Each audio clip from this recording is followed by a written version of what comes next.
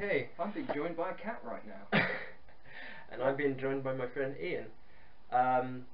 First time I'm doing this with someone else, so let's see Same. how this let's see how this goes. This can only go so well. Yeah, we'll probably end up talking a load of rubbish anyway. So yeah. Okay, we just got back from watching American Ultra, and Film it was starring Jesse Eisenberg and Kristen Stewart. Kristen Stewart surprisingly she has pretty emotions. good in a film. Yeah. She's actually able to emote, which is not something you get to say very often. Yeah. Let's give a quick review of the what the storyline is without giving anything away, and then we'll discuss. It's about a cat. Okay, so please correct me if I get any of this wrong. I'll try my best. Because there's not much of a storyline to this, to be honest. Hey, compared to friggin' Spring Breakers. You had to include that. Yes. Okay. I hate that film. Anyway. Okay, so I suppose it starts with the film itself in reverse, like a flashback of the film, just going really fast, quickly paced. Which I kind of like, but at the same time is kind of a spoiler for the rest of the film. Yeah, it's not stupidly paced like Taken 3, where you just up the fight for no reason. But it is, it's not really important anyway. It doesn't spoil the film, I think. Yeah, it's all about Jesse Eisenberg, who's a stoner. He's sort of living one of these sort of deadbeat life. Kristen Stewart plays his girlfriend. Not giving spoiler. Yeah. And he gets attacked by goons one night, and it turns out that he might have some kind of condition. That's one way of saying it. Okay. Makes it sound medical. No. Yeah.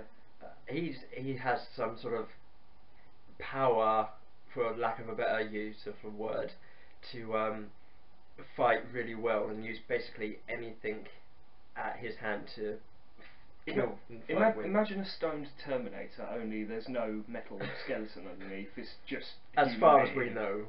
As far as we know, as far as we know, yes. Yeah, and the film's basically about this bad guy, because there's always a bad guy in these films, trying to catch him and kill him, basically. Keep it secret, even though that fails, that kind of backfires. Yeah. He doesn't go after him himself. He sends out these goons to try and kill Jesse Eisenberg. And there's always goons in these kind of films. Yeah, that's essentially what the film's about. There's not really much plot to it, so yeah, there is more that happens, but I don't really want to spoil it. We won't go into spoiler territory. There's probably like one or two things that we could say that could spoil it if we gave away the whole film. But yeah, but we're not going to do that. So yeah. So, yeah. But one thing for me though, I general view, I did like it, but I would have liked it a lot more if it was funnier, because going by the trailer, they made it look like it was a complete balls out comedy. Loads of gags, so I was going into the film expecting a full load of laughs, and it was just the occasional chuckle for me, just like the odd joke here and there. This is pretty much the main reason we're doing this, I guess, because as soon as we came out, he said basically everything I was thinking about. Yeah, I would agree. They play it up in the trailers like a action comedy, and went in there, watched it. It's like, I loved the action scenes. The action scenes were pretty good for the film it is. But there was such a lack of comedy. There was like one or two moments that were meant to be funny, and I suppose I think all I heard was like two girls giggling somewhere in the back at the jokes, and the rest of the audience was like silent. It's like, is that meant to be funny? Should I be laughing? Because that's the thing. Cause, like, my favourite films are genuinely sort of a mix between action and comedy. Like, for example, Hot Fuzz, my favourite film, perfect mix of action and comedy. Kingsman knew how to do that. Hot Fuzz is played up more as a comedy, but they still do good action. But they know how action scenes. Yeah, they know how to do the action. It's played out as comedy, but they know how to do the comedy. They hit the comedy on the bullseye. But with here, it's sort of like, let's see how many more stoner gags we can put in. I don't even know what genre this film would come under in like Wikipedia and IMDb and stuff. Like, are you going to put it as action comedy or just action, or because it's not adventure, it's not sci-fi, it's not romance, it's no, it doesn't No. fall under any other So category. it would still come under as comedy, even though there's not Yeah. that much comedy in it. Yeah. But yeah. But as I said, the action scenes were good. They brought those off Definitely. really well. Yeah, sort of slowing down the action so you can sort of take it all in when you could, Yeah. like the saucepan trick. I mean, which isn't really yeah. much of a spoiler, as that was in the trailer. Yeah. There were a few scenes where the action was pretty quick. It was like 1, 2, 3, 4, 1, 2, 3, 4. It's like, okay. As I said, it wasn't overly fast-paced and edited like Taken. But there was one. It wasn't like slowed down like Kingsman or anything. No, the church scene. There was obviously. one fairly pretty good set piece that I found, which is towards the end, and it's played out as if it's all in one take, which I always love any one takes. It may seem quite gimmicky, and because quite a few films try to get off on the fact that, oh, one take, oh, we did it in. What scene was that? Can you say without spoiling it? It was a scene in the supermarket, in the mall bit at the end. Oh right, okay, yeah. And he's sort of fighting off various quite goons. a few action films seem to have scenes set in supermarkets for some reason. I suppose it's just so they can get the they product can use placement in there. they can use pretty much anything in a supermarket as a weapon. As you know, if you've seen Dawn of the Dead, that takes place in a mall where all the zombies are invading, and they make use of a lot of stuff in the mall. Even if that film is really dated now. The funny thing is with horror films, the more dated ones seem to be the more gruesome ones. But anyway, that's another point actually. This film is pretty violent. I was going to say that they looked very worse for wear, sort of getting towards the end of the film. It's just like they sort of reappear and sort of like, it's like, what happened to you? I think after he becomes activated, there's not a scene after that where there isn't a lot of blood on them or either like a nosebleed somewhere. or a cut lip or there's something. basically blood everywhere after that scene from then on. I think there's just one more thing I want to mention.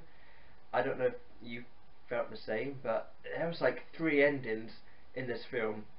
Okay, That's a good point. There was actually. a point where I'm sure this won't spoil anything. There's a point where Jesse Eisenberg and Kristen Stewart and everyone else are like coming up this supermarket, and it looks like it's about to end. The camera pulls out, and it's like, okay. I thought, okay, this is the end. Good place to leave it. No, you go on to these other people. In fairness, that bit where they're outside the supermarket, that kind of, because you already saw to begin with, there was the flashback where he was in the prison, so it kind of assumes that that's not going to be where it ends. It would have been inventive if they could have just ended it there. That would have been different, which.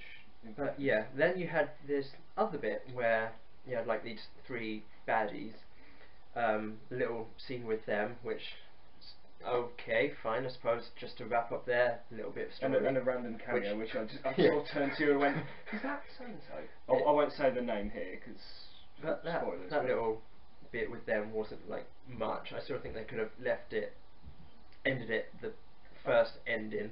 And I wonder whether they're sort of trying to sort of cash in on on any potential sequels that maybe if the film becomes like a box office But success. then after that second ending with the bad guys, you then have this third ending where Jesse Eisenberg and Kristen Stewart are in this hotel, and which is I did like that scene. But I didn't mind it, but it could have easily been used as a post-credit scene.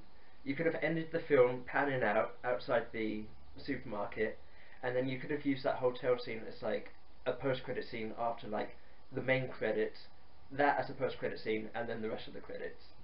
It wasn't like vital to the story. I think it's like one of those sort of end jokey scenes. I it's guess like, ooh, this is going to happen next, but we're going to end it there. I guess they're kind of sort of not trying to hone in on Marvel's gimmick, because obviously they're used to the mid-credits sequence and the end credit sequence. I think they tried to sort of not delve into that kind of format. Not that Marvel's the only people to have done that. Oh no, they not weren't at even all. the first people to do that. But that's what they're known for now. For that. That's why every time you see a Marvel film, you're just like, I've got to sit through all this. Sit through all this and then see Samuel L. Jackson again saying, yeah, I'm Nick Fury, provider of the Avengers. Also, like, half the time those Marvel post-credit scenes are completely pointless. Like, I Yeah. waited all this time for just for that. that. It's just like one gag, right? Howard the Duck. Oh, Anyone? It's like, I sat through the end credits for that. Really? But yeah, the one downside to Guardians of the Galaxy. it had like 3 different endings. It could have ended in the first one, I think. One interesting thing going back to American Ultra, one of the goons that's sort of trying to hunt down Jesse Eisenberg and Kristen Stewart is known as the Laugher for obvious reasons. Not a Joker ripoff whatsoever. No, but yeah, it was an interesting character, but if somewhat complicated and it didn't quite deliver. Yeah, that's something else actually. He gets more of an explanation about who he is than Jesse Eisenberg does. Yes. Jesse Eisenberg character is just there. I suppose it gets briefly glanced over, but they don't really explain why he can do what he does. Few, sort of what I'd say, what people would call exposition, I suppose. It's sort of like just chucking it out there just to sort of see. I mean, a bigger picture, but even then it's still kind of they could have transparent. If you're going to have a main character that can do this stuff, you need to explain. You need to tell us why he can do this, what he is, and let us have like some sort of connection. He's the main character. You need a connection with the main character, and he's just like practically a robot. A stoned robot. I don't connect with robots except from Terminator 2, where he at the RoboCop. end. The only time I've ever emoted with a robot is at the end of Terminator 2, and everyone gets upset at that scene. Not Wall-E and Short Circuit, all these other. They have happy endings. Terminator 2 had a sad ending. Kind of. Even if he does come back for a 3rd and a 4th and a 5th. Terminator 2 still had a sad ending. But yeah. But yeah, but the laugher, obviously he's known for his laughing. That was, to begin with, that was one of the few jokes I kind of found funny, but then the joke kind of wore off. At first, I thought it was meant to be creepy. It's like, it was funny and creepy. When you first see him, he's just like in the shadows, and you hear this laughter. It's like, ooh, it's kind of creepy and tense, and you know that can be used.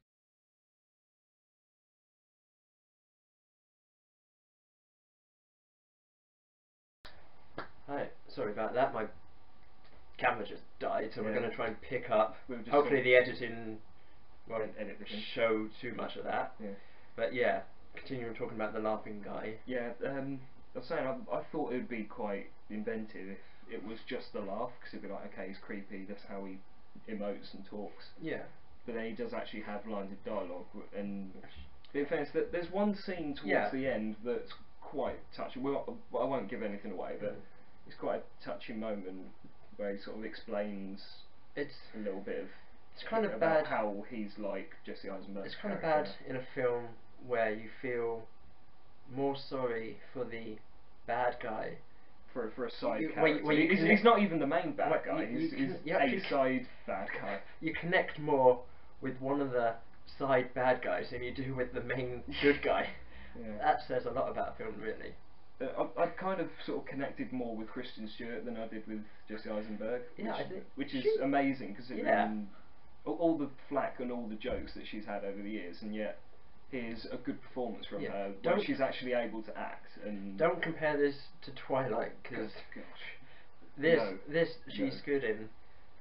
I mean, apart from Panic Room, this is the only other film I've seen her in where she's good. She was pretty good in Still Alice, which even then that was she was sort of say. pushed towards the side, like, because of Julianne Moore's Oscar-winning performance in that, which is good, by the way, but that's for another day. But no, she was genuinely good in this. The acting in general was pretty good in this. Yeah, she emoted. She cried. She smiled. She had facial expressions. But yeah, no, in general, I like the film, but if it had been advertised as a normal straight action thriller, then I probably would have liked it more, because then I would have found more of it funny. Yeah. But it was more of a case of gag fatigue from the trailer. I think they tried to play it off. You watch the trailer, you think this is going to be funny and action at the same time, but it really is mostly just action. Yeah. Hardly any And comedy. the joke that you see where they tried to put jokes in there and it just didn't pull off. Yeah. It's sort of like a particular taste, I think. I think if they spent more time on the story and developed the characters more and explained more, then I would have enjoyed it more, because I would have known what the hell was going on. Yeah. Because as far as I know, as I said, it's just about Jesse Eisenberg being hunted down by this bad guy because he's some sort of nuisance. I would have thought Jesse Eisenberg's character would have been something the bad guys could have used for their advantage. You know, catch him and then use him. But Well, no, we're just gonna go and try and kill you. Logic kind of goes out the window there Yeah. in these films. But that's the yeah. thing. I would recommend you seeing it, but go in with the mindset of Yeah. it's just a normal action thriller. who- Don't go in thinking that you're going to get a lot of laughs, because you won't. Who do you think this would be sort of aimed at, really? It is a 15, by the way, so I was saying, it's not for kids. I was going to say probably for sort of older teenagers that are looking for an easy, an easy watch. a good watch where you're going to get enjoyment out of it, but you're not going to. You're not going to be rolling on the floor laughing. Yeah, and you don't have to focus on it either, because if you try and think about this film logically, you're just going to hurt your head. So just go in just thinking it's just what it is. Yeah. That's probably about it, really. Yeah, I think that's what I have to say about it. Yeah, I'd probably give it 3 out of 5 stars, borderline 3.5, 4-ish. But I think if 3, you've seen 3.5. if you've seen of his reviews, he does a whole star rating on his films. Yeah. I can't give you a link because he doesn't have one. He doesn't have a YouTube channel, and I don't want to give off any of his private pages. So yeah. So might want to rephrase that. Anyway. Yeah. Anyway, yeah, that's it. So thanks for watching and take care and see you more. Yeah, see you.